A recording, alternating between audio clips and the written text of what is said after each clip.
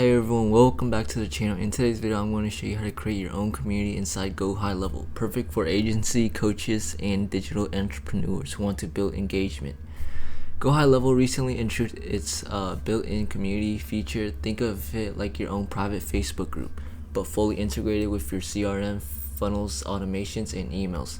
That means no distraction, no ads, and full control over your branding and users.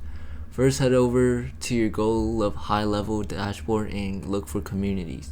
Tap on the left sidebar, click create community and give it a name. This will be your hub, so make it clear and aligned with your brand. Next, set your community type, public, private, or hidden. You can also create multiple channels inside your community, kind of Slack or Discord, to separate topics for other members. Customize your branding, upload your logo, and write a welcome message. Then set permissions. Decide who can post, comment, or access each channel. Once you're happy, click save and publish. Now share the invite link with your audience via email, SMS, or embed indirectly in your funnel or course.